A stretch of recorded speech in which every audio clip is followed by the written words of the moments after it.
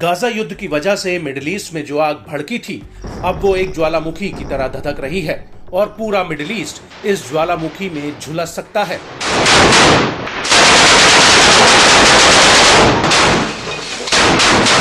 वो इसलिए क्योंकि पहले तो इजराइल सिर्फ हमास और हिजबुल्लाह से लड़ रहा था, लेकिन अब यमन का हूती लगातार इस आग को भड़काने में लगा है। हूती पिछले 1 साल से लगातार लाल सागर और इजराइल के भीतर मिसाइल और ड्रोन हमले कर रहा है। अमेरिका और ब्रिटेन ने हूती के हथियारों के ठिकानों पर एयर स्ट्राइक की थी, लेकिन उसके बाद भी हूती के हमले बदस्तूर जारी हैं।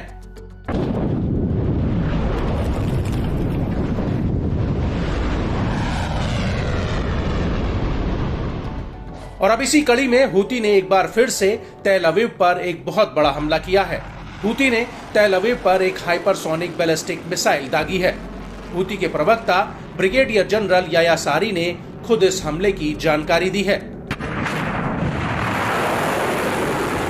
याया सारी का कहना है कि हूती के लड़ाकों ने तेल अवीव में एक मिलिट्री टारगेट पर फिलिस्तीन 2 हाइपरसोनिक मिसाइल फायर की और ये मिसाइल इजराइल और अमेरिका के सभी एयर डिफेंस को भेदते हुए टारगेट पर जाकर लगी है।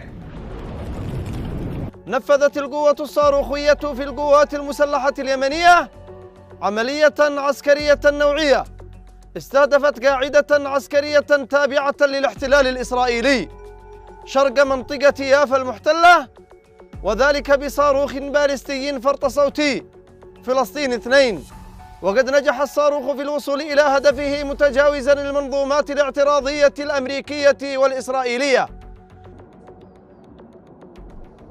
वहीं दूसरी तरफ इजराइल के मीडिया ने भी इस तरह की कोई खबर नहीं दी है जिसमें इस मिसाइल को इंटरसेप्ट करने की बात कही गई हो।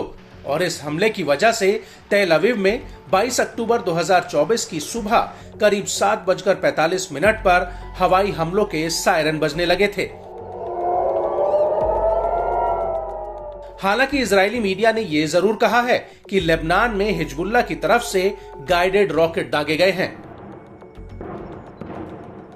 यहां पर आपको यह भी बता दें कि इससे पहले 18 अक्टूबर 2024 को हूती ने अरब सागर में मेगालोपोलिस जहाज पर कई ड्रोन हमले किए थे और इस हमले के बाद हूती ने कहा था कि उसने इस हमले में अपने लक्ष्य को हासिल कर लिया है। हूती के मुताबिक इस जहाज ने कब्जे वाले फिलिस्तीनी बंदरगाह में प्रवेश करने पर लगे बैन का उल्लंघन किया था।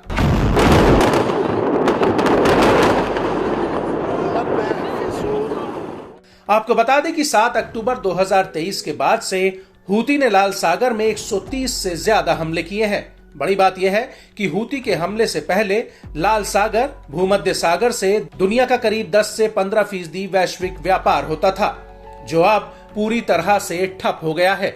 और अब शिपिंग कंपनियां अपने जहाजों को दक्षिण अफ्रीका होते हुए भेज रही हैं और ये रूट काफी लंबा और खर्चीला भी है।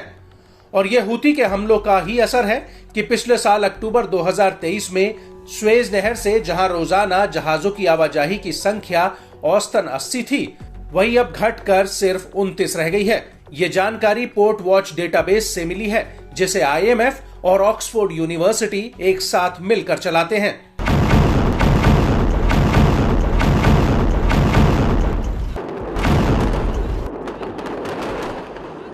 और इसी अवधि के दौरान यानी पिछले साल अक्टूबर में इसी रूट पर रोजाना 48.9 लाख मीट्रिक टन का व्यापार होता था, जो अब घटकर मात्र 13.6 लाख मीट्रिक टन रह गया है।